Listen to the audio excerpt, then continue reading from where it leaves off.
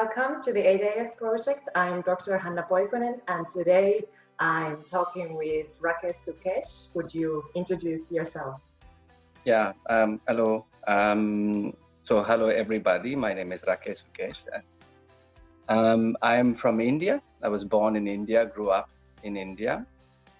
And there I started becoming an artist. I'm more a physical performer, interested in movement. And so that has been my kind of mainstream life right now. So since last 11 years, I've been trying to see how I can travel and learn more. So I started moving out of India, started traveling to Europe mainly. And after a while, I realized that so much that I can learn by moving around to different space, different ideologies, communities.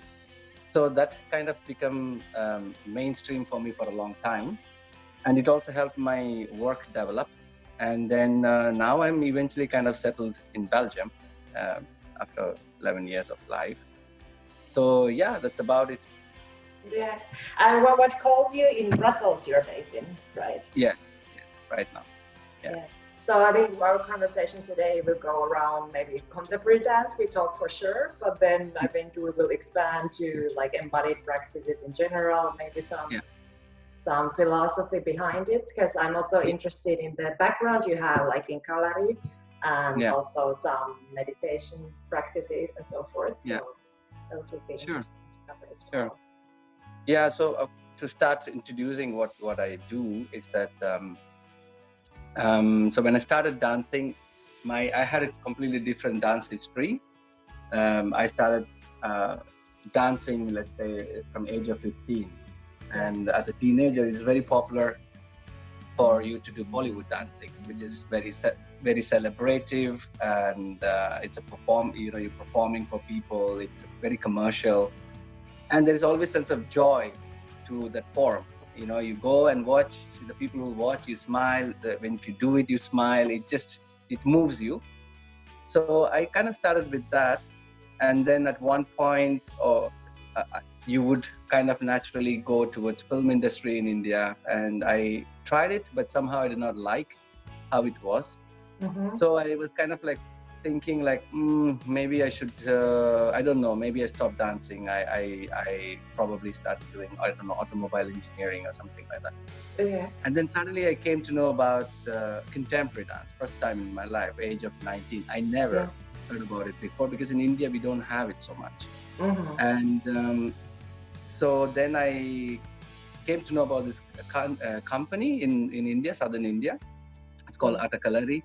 And there they were, choosing people to join the company. And as India did not have any contemporary dance school or universities, they would pick people from any physical background who has good physicality, who can learn quickly, and whose body is versatile. So I got inside, and there I started training more in depth into Kalari Payat, which is a martial art form from southern India.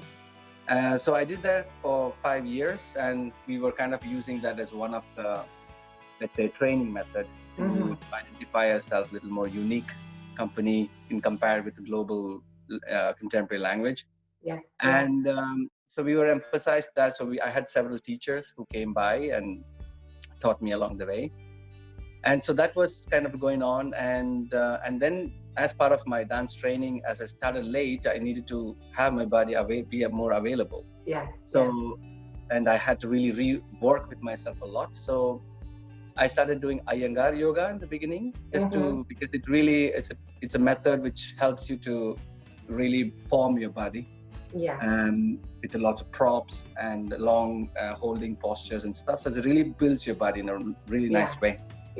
So I did that for 4 years, something like this, and then I left the company, and then after that, like I said, I started traveling, and then when I started traveling, you had to find a way to, come to Europe.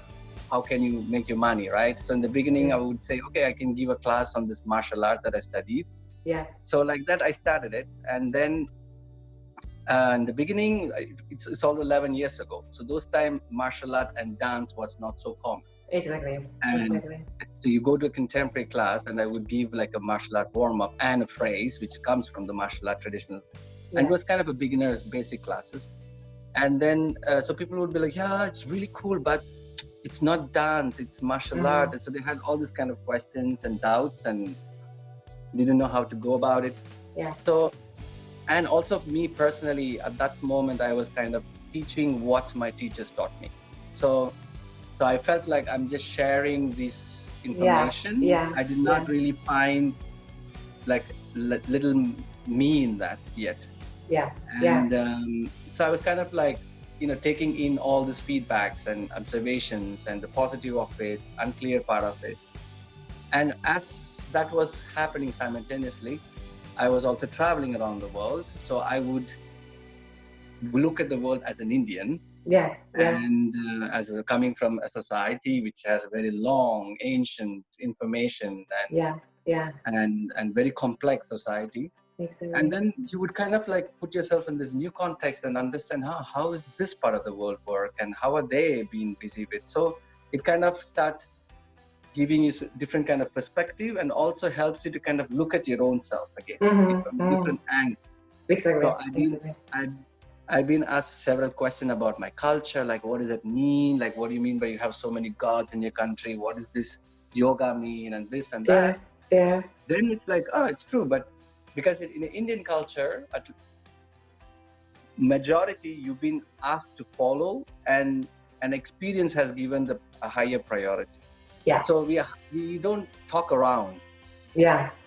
We do around in order for you to know whatever this knowledge is meant for. So for me, it was a completely different an approach. I'm like, I can reflect on it much more intellectually and try to understand what they mean.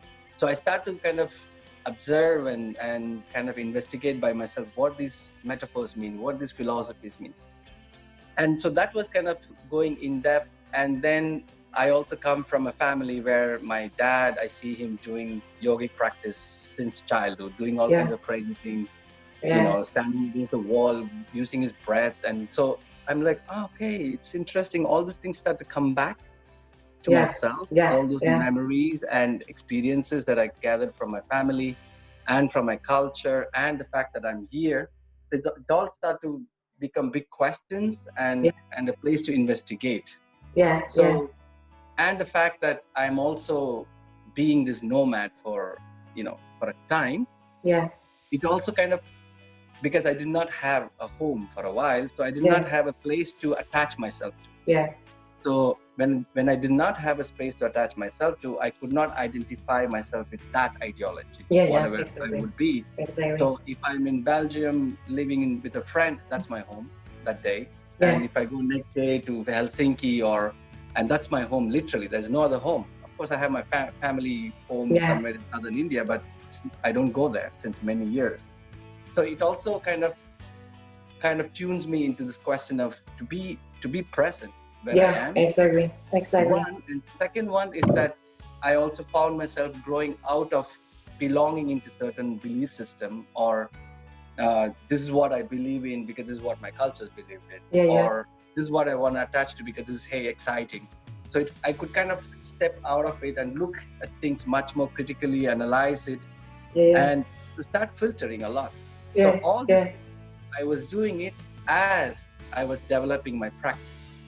So whatever the questions that would come to me, I would bring that into a physical room with people, and we try to imply those thoughts into body, into certain exercises.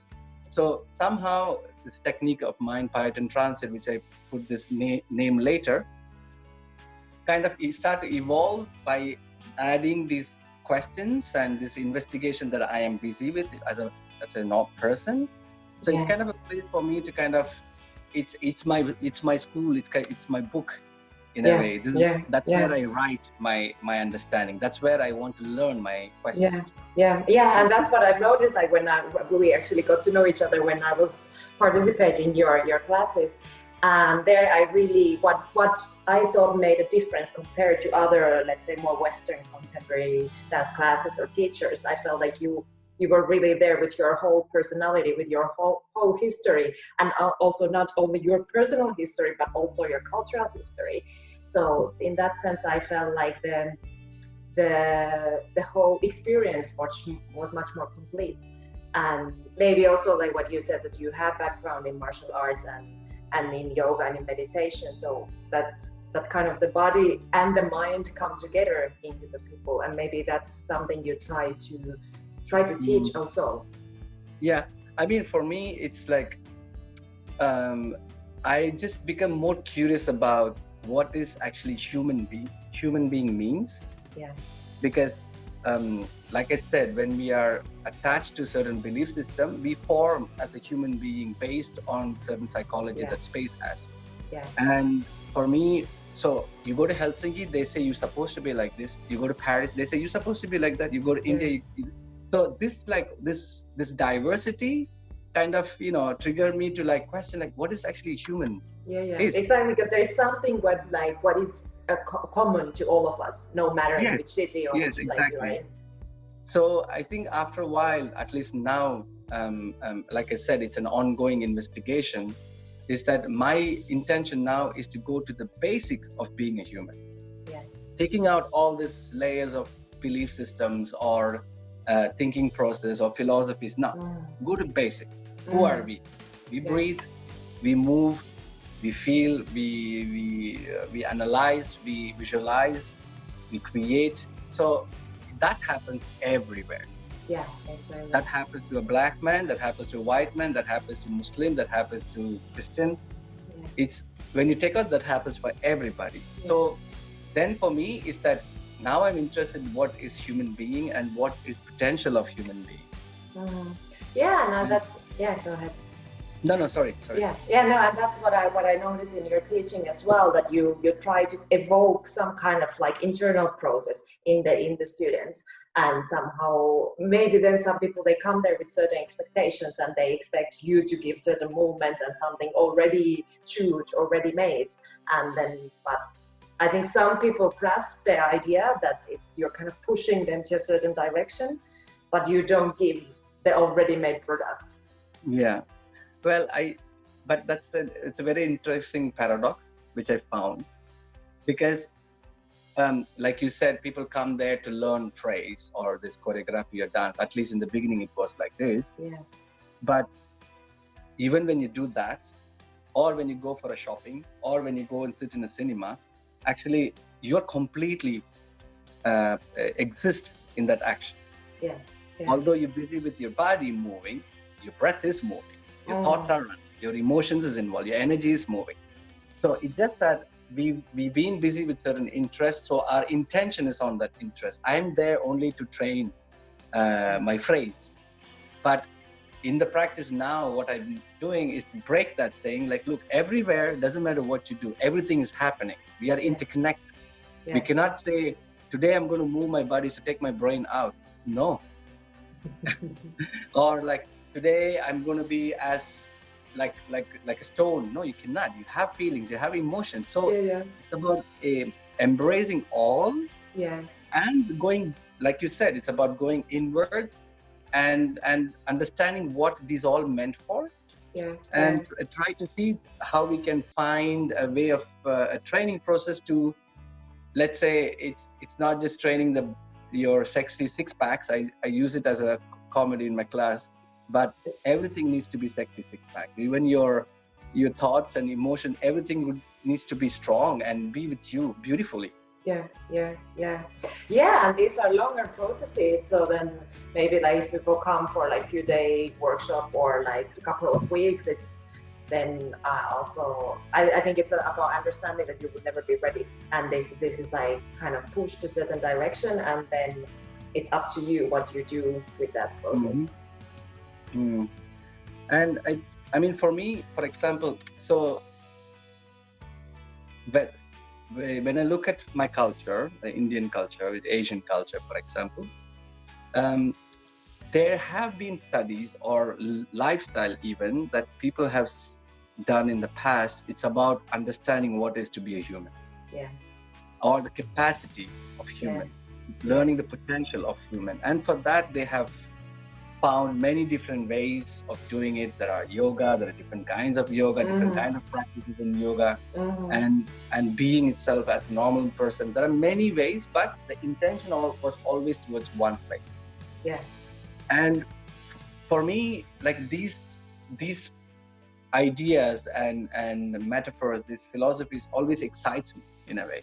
Because I am busy with myself every day. I am using my body. I am involved with my body. Then I am in a way interested to go there.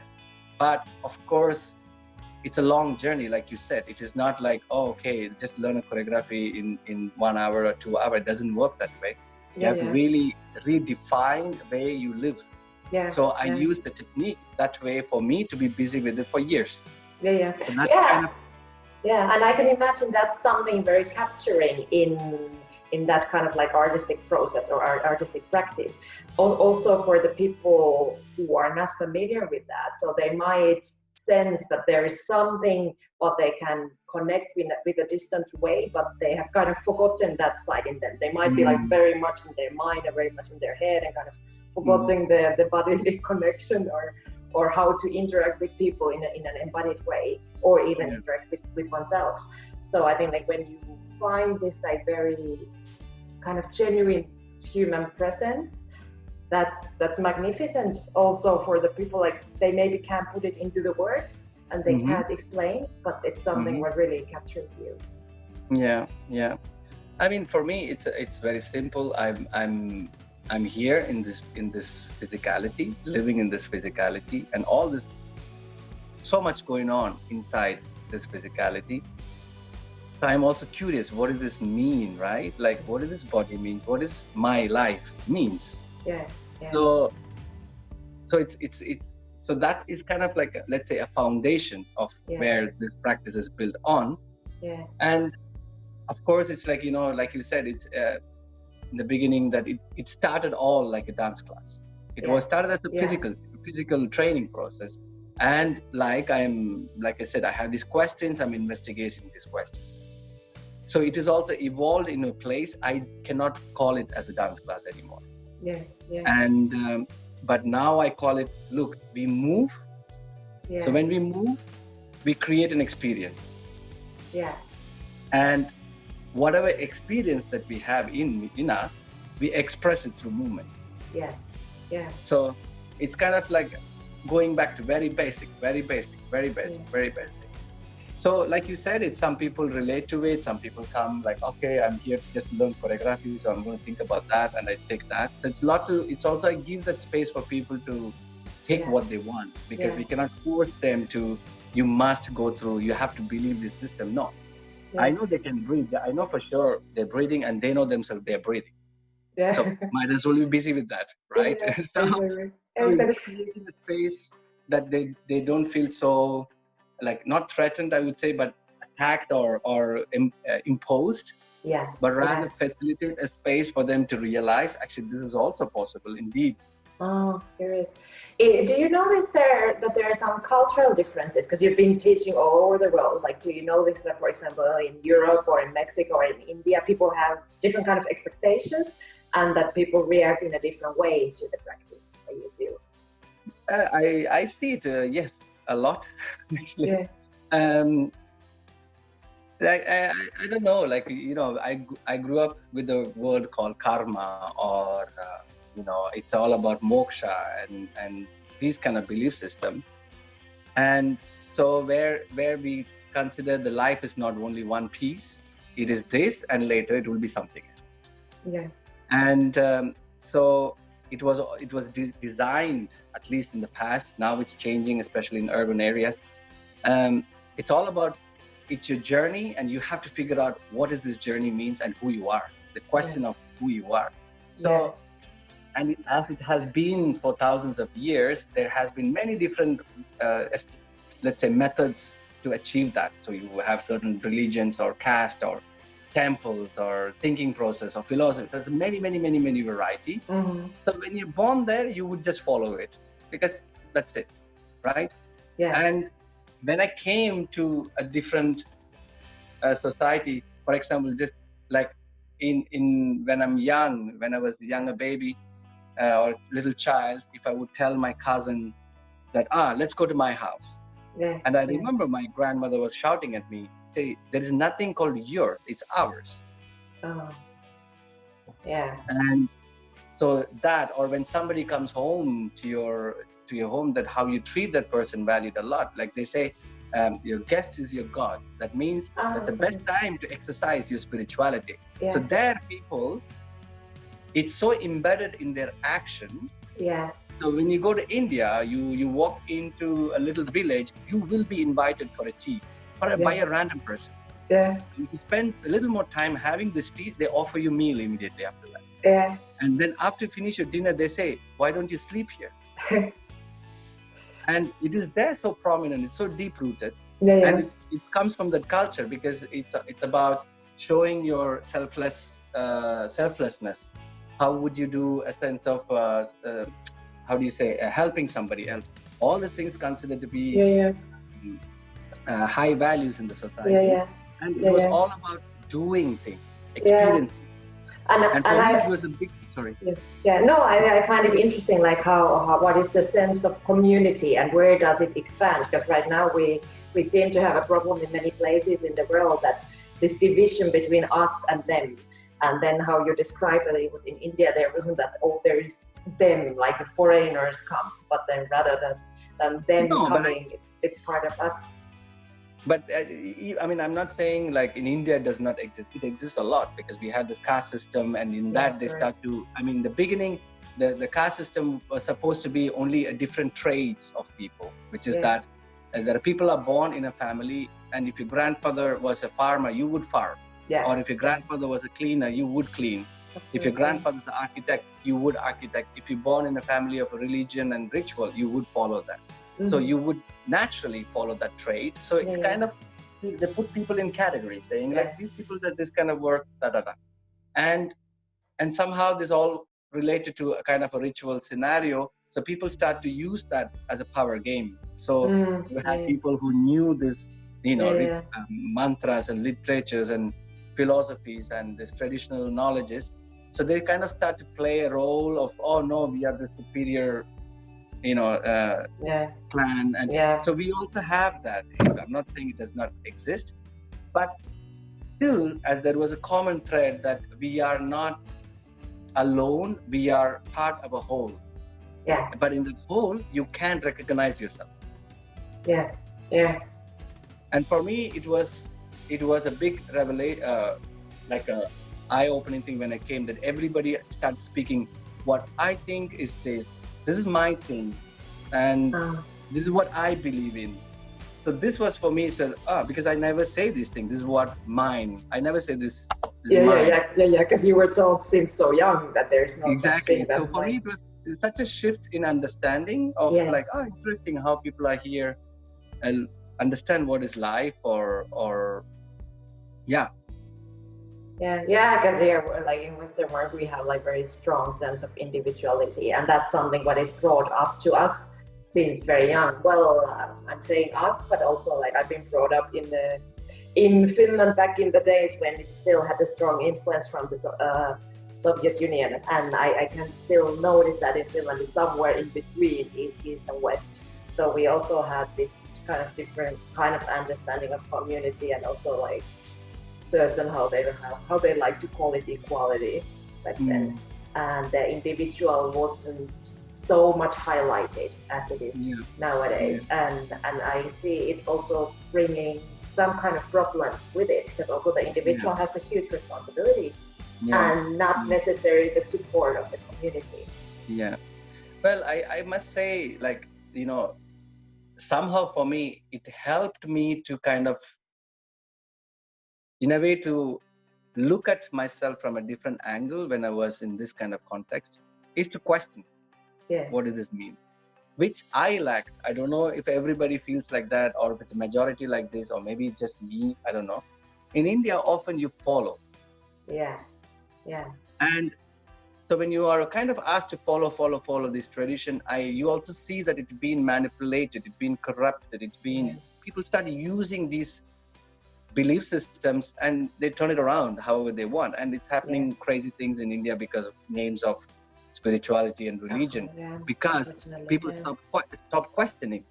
Yeah. So for me, I do see a benefit in what is individuality. I think it is about recognizing that you are an individual, which asks you to kind of question everything that is happening as an individual, but with an understanding of knowing what it is. So you have to also allow yourself to dive into it and experience it, but still reflect on it. Yeah. And maybe what I also like felt in your method, you play around with this. You play around with the individual and internal process, and then how you connect with that. Maybe first you gain the internal connection, and then how you connect that with the whole group. So also like these group experiences are very, very important in that. So you don't sink into your own world, but you act, as you were talking about acting before. So you act from that connection which you first find in you. But I think we all have that social connection all the time. Yeah. All the time we are constantly interacting with people. It's just that we cut that cord or that connection with money. If I can bluntly put it that way, I go to a supermarket to buy a tomato. If I did not have money, it is an interaction. Yeah. And I pay that money psychologically. I cut it. Yeah. Or I go to anything outside. You're reaching out to people. So we are somehow, even the shirt that I'm wearing, it's given by somebody. Yeah. Right? Yeah. And so we are, whether we agree or not, we are part of whole. We are part of everything, not just people, but everything. Yeah. And so somehow we always recognize ourselves, me and everything else. We always kind of step ourselves out of it, but actually, technically not. I mean, even scientifically not. We are the same ingredients, they say. So it's happening. So I think it's all about, in the practice that I do, it's just that kind of creating that place to really realize it. Actually, it's true. So so we create that collective space where the space is actually resonating the practice. And that you have time to actually to consciously become aware, like, okay, we share this situation and we share it. And then I think often what takes us away from that experience is the lack of time, because to be able to notice these things, I think there's no way to speed it up. You need to have certain amount of time for it. No, actually, I have a question in that regard for me, which I've been like trying to also, lately this has been a lot of dilemma in me. Because like, you have voice motion that we started doing it since 1 year, 2 years. I do Python transit since a while. So we are invested in a practice that we want to repeat it every day, want to go dig deep and understand. And we realize the more we understand, the more deeper we can go. But at the same time, when we are interacting with people for, seeing how to take this form further or to give them something that you experienced, and when they come to this brief moment of few days and how do you deal with it, and also how can we really let people understand the impact it can create, whatever that they choose to do, but go far, go deep, go long. So how do you deal with this dilemma? Because I've been like confronting with this a lot.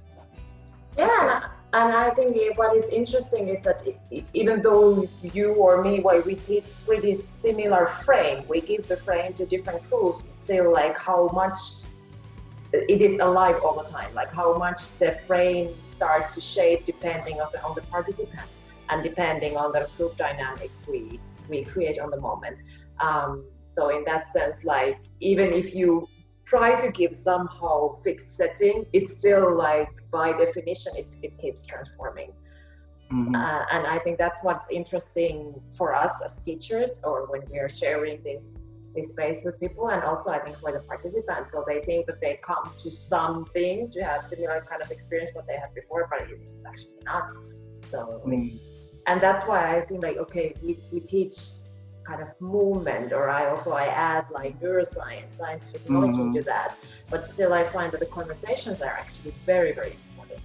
And not only that me trying to explain, which is also important, but the actual, like also the spoken interaction with the people and how they describe what they just experienced. Yeah. I mean, because like I said, like I'm kind of always looking at my culture, the practices as a mirror with my work, and where I am now, the time I'm living in, somehow it is difficult in a way to really follow the ancient method with contemporary society for many practical reasons. But in ancient time, you have people that is dedicating to a practice and spending the entire day doing this one thing. To go so deep, so in depth, that they were experiencing themselves into a completely different level. And they call it enlightenment, they call it, becoming self-aware, all that thing, because they go so far, so deep. And there, for example, they, like when you meet a traditional teacher, they say, look, you have to surpass the excitement of a training, the joy of the training, and the pain of the training, the boredom of the training, and then you start going deeper. So I'm like, my paradox, yes, I want to go deep with my work so that my work become my life. So I have these people that come, and some comes time to time more regular. Is that we are in this, even everyday society is about going to shopping, right? Everything is quick. I want to do a little bit of that. And changing from one thing to another. One thing to the other. So I kind of struggle with how to find in this world, which is contemporary world, and how to still able to get there, and what is the way to do that. And could we somehow give some kind of seed what people can carry with them all the time, no matter what they do, and maybe these seeds would still be there, like kind of, so even though we can't stay, or many people don't stay with the same actual practice from day to next, maybe there could be still some traces of the processes what we have given, and they could apply it even though the environment is changing, even though the actions are changing, even though the practices are changing. And I felt that was the strength in your method. I remember when I took your workshops in Berlin for the first times, and second time after Barcelona, and then we did this very, very physical training, and then we were kind of all of a sudden you made us to stop. And then even though the body is still like really, really alive and really going in this physical circles of all the physical, like heavy training, then you teach us to be calm. So I feel like this was kind of the moment what you can carry with you and apply it all the activities what you do. Yeah, because I think this for me, it comes from this looking at the world that we are right now, right? Like we don't have forest anymore, it's disappearing. We don't have mountains anymore, it's disappearing because people are taking it and making products out of it. So in olden times, somebody could just go in this nature and just be calm and go deep, and it was fine. And you go back to his home, there's not such a big distraction like that we have. Those times there was no technology or that things that is always taking your inner world chaotic. So you could go deeper, much more easier. But now we live in much more chaotic time. So, for example, you could go to an ashram, and I did that in the past. I spent 1 month or 2 months. You feel great coming out, but you come back to the chaos after. And those practices was designed for a certain way of being with life and surrounding, but now the surrounding has changed. So hence that I challenge provoking this chaos first, and internal chaos with how your breath is changing, your cells are vibrating, and your brain is going crazy. And then in that chaos, now it's where the training is. Then you like the way you would do push-up. You do your push-up for calmness. You go more, you deep. So that's why I create that both thing to provoke. And so when we are going to that full, everything comes out. You start seeing your weakness. Your inner golem wakes up. You start judging yourself. Your emotions are out of control. And that's in a way we are in like every day here, like all this distraction is provoking all these things all the time. So then the training is not provoking them. The training is actually to bring yourself back again. Exactly, even though you have all this around you. And then if you think about it from the neuroscientific point of view as well, like we have this sensory input all the time, and like especially in the urban environments. But still, it's just like a small amount which ends up into our consciousness. And then our attention, for example, has lots to do with that. Where do we pay attention? That's the one what comes into our consciousness and awareness. So that can be directed a lot, and but that needs practice. Yeah. But then again, like if we think something what people can keep with them, even though the surroundings is changing, and the practice, the physical practice is changes. Maybe it's exactly that. Yeah, I mean, the thing is, like, you know, in the past, it took for us to understand technology, and we were living with the technology for several decades before we got another technology. Yeah. But now there's technology every 5 minutes. Yeah. And we are using it every day. So even before we understand what this, there's something else is coming. So the external force is becoming much more stronger. So, like, I mean, you spoke about how to channel it. I use another word called intention, right? Yeah. So you spoke about the neuroscience. Yes, your brain is plastic. It can adapt. It can reform. It can do all that based on your intention. What thought you want to create, what actions you want to create, what kind of language you want to speak, what time you want to wake up in the morning. All this thing, everything actually is creating an imprint in our brain, in our cells, in the DNA. So this is exactly what in the ancient cultures they spoke about. You have to be aware of what you speak, how you sit, or what is your intention, what kind of thoughts you have to have. Because this all constantly, I say this kind of a line in my class. Look, our brain is very naive and very smart at the same time. Yeah. It's naive. It's going to take everything you give to it. You say that, this, even if an idea does not exist, it's going to believe it exists if you keep saying it 100 times. And the moment it believes it, it's going to control you like crazy because it's so strong. So hence, like I say, I encourage in my class that what is your intention? You might be intention of becoming a great artist or just to be a peaceful human being, or I want to investigate of being a human. You have to find that clarity. And then you have to adapt. You have to put that in practice in this chaotic world. So this is kind of like a foundation that in the room. Exactly. And then somehow understanding from the pool of options and pool of possibilities, understanding exactly what is your personal path, and then maybe also as a teacher we can bring some kind of new understanding. Because also, like, if you think like what is the process of not knowing, not understanding to the moment when it's actually internalized.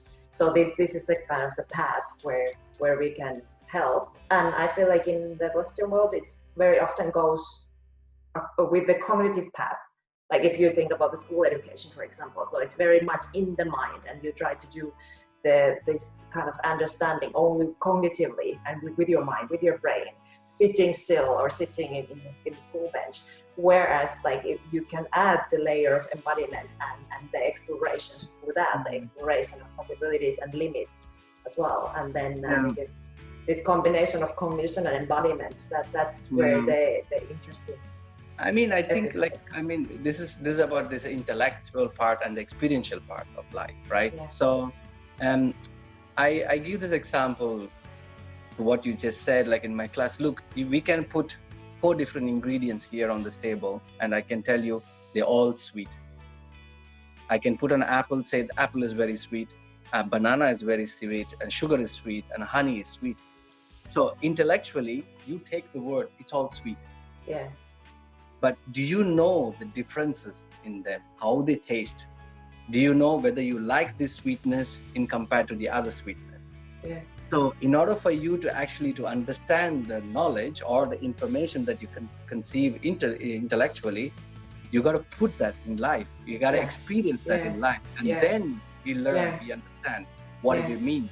For me, this is actually talking about different cultures. This is what is main, let's say, two different platforms. Yeah.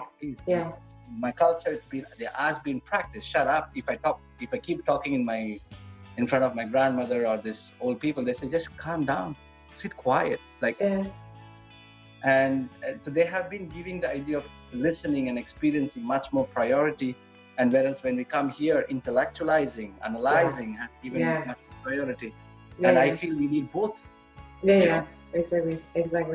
And so often like this over-analyzing, it can block the intuition, and it can block these emotional processes. Also, like if you're looking from the neuroscientific point of view and how the neural networks function. So if you're kind of very, very much in this rationalizing, then there's kind of the lived experience. It's somehow, well, it's there, but it's not the one which comes into the awareness. Yeah, exactly. So, I mean, I have this one thing that I'm kind of busy with also with this currently. Now everything is changing. Like, we are in this pandemic period. Yeah. And of course, like it forces us to be with ourselves because you have to create a smaller bubble. Yeah. And then we also have this a new reality that is popping up, which is the virtual reality. And it's becoming only deeper. Every second it's going more and more and more and more deeper. And I also see with Wise Motion that you're also trying to inspire people through this virtual network and stuff. So how do you see this new reality that we have, and how do you relate to it? It's interesting because I remember I was in an exhibition in Hong Kong, and there they were talking about the virtual world more as an opportunity. So I feel like there are two ways to see it, as a kind of threat or as an opportunity. And then I somehow try to take the best out of the both. So for example, what I've been using with my online workshops, I try to play a lot with the imagination. Because still, and especially like if there are people who have a lot of like kind of who are sensitive in an embodied way, I think it's rather easy to wake up this like emotional or like emotional memories or embodied imagination. And then often I try to bring, for example, the sense of community or the sense of connection to the other people. I try to bring it through the imagination or through the memories. And I think it's kind of like training for imagination. Now I think it's a great moment for that. Because if we look at all type of arts, like if we look at the black box in theater, or we look at the silence, which is filled with music, or a blank canvas, which is filled with art, it all starts from kind of emptiness, which we are very much in that state now. So how could we somehow give tools to the people to start coloring that emptiness? And I think imagination is a great way in that. Yeah. I mean, one thing that I was also kind of observing in this period is that first of all, going in a completely off track of what we're talking, is that that I've been questioning of idea of doing. And so we've been so trying hard to fix the problem by doing so hard, let's fix global warming, let's do more. And so unfortunately, everything that we do now, the impact is different. It is not that you walk around your little village. No, you're traveling so far, and everything that all these actions are creating much more stronger impact than your intention of fixing the problem. Even before you arrive to the fixing the problem moment, you have created 100 times more worse situation. So in that sense, one is that, and then the paradox of actually the earth was just healing by itself. It's just like fixing itself. So for me, it was like this, okay, we just have to just like we've been talking about, just to spend time here. And somehow universally, everybody on the planet is sharing the same space right now, which is to be with yourself. In that sense, I also see there is, like you said, there is a possibility that maybe it is not always about reaching out. We need this balance of both, of also going in. You see this new reality that is happening. Okay, for example, if I want to come to Wise Motion workshop tomorrow, let's say, in a normal scenario, I would catch my flight, I would travel thousands of kilometers, and I do all those actions before I come to the studio. Yeah. Now I have a choice that actually I could also be in my living room and avoid, cut down all those unnecessary things and try to perceive information. And which also challenges me, because then I have to put practice with myself, because there's no teacher for me to constantly telling you how to do.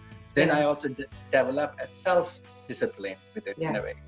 So in that sense, I also see that it's actually a good tool. Like you said, how to use it is the question. Yeah, exactly. And I think that challenges us as teachers to kind of find the essence. What is it, what we can transmit also virtually? Because I think like we can have this kind of work meetings, Zoom meetings, where we just sit and where we are these talking heads. That's quite easy. So in the professions like that, it's easy to put it online. Share some articles or share some PowerPoints and that's it. But then when we are there with our whole bodies and with more kind of maybe sensitive interaction, so I think that also challenges us. Like, okay, what is it? What we can still give, and what in which way? Yeah.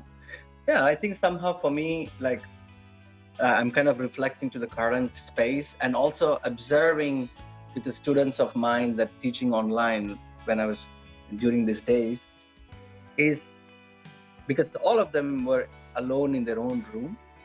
And so they had this common reference, which was me. What I could see is that in that 1 hour, they all were busy with it fully. And somehow I could see that they, of course, it's, we have all this like, it's a device and I'm not sure and it's not real.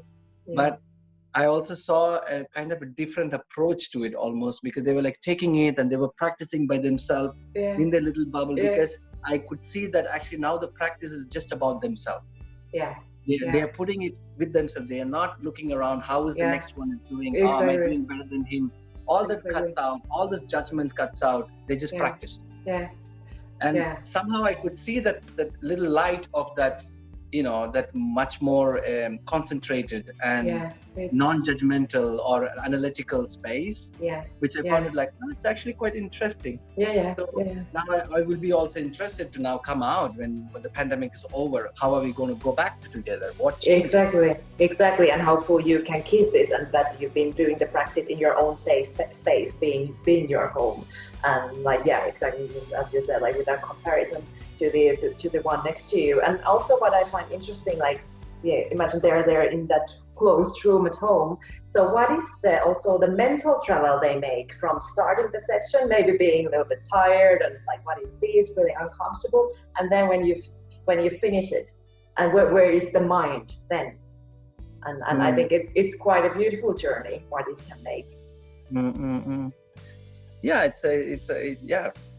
We don't know what this all means. There's all this new reality, and so I'm also intrigued with work. I guess we all affected by it with whatever that we're busy with, and also as a human race, it's going to take at least a year and a half for us to kind of start thinking the normality again. So I really wonder where this all going to lead us in a way. Learning and how learning changes. How would you teach yourself? Because now it's forcing everybody to, although you look at the small screen, you have to really teach yourself now. And I think it depends how you take it, because I can imagine that other way, instead of going into your own processes, is just to wait this to be over and wait to get back to the normal life. So I think if you take that path, then maybe there's not that much like internal development or process happening. If you're just waiting to be able to travel again, or waiting to be able to go for a restaurant or something. So I think there also, how do you choose to take the situation where you are put into? And I think it will be interesting to see the proportions. So like in which proportions people have been actually surrendering into the process of actually maybe changing something, or allowing this change to come into them, and in which proportions people are just like rushing to get back into their old lifestyle when it's possible again. It's a big question mark now, where this is leading us in a way, because we are suddenly in this new total reality, which was a Hollywood movie a year ago. And it was thrown us so quickly. I remember when we met in Madrid, we met like early March, and then already exactly. like week and a half or 2 weeks after, the whole Europe was closed. It's true. Yes, I totally forgot about that actually, because that day was already on, right?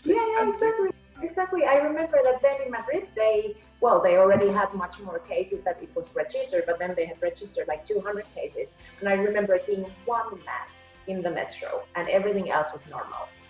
And then 1 week after, and it's completely it just makes us realize that how fragile we are. We keep saying this word that we are destroying the planet, and I say we are not destroying the planet. Actually, you just, instead of having to have another, 1,000 civilizations come and live here, you're just cutting it short. The planet is going to live. It's been here billions of years, and it knows how to change and how to adapt.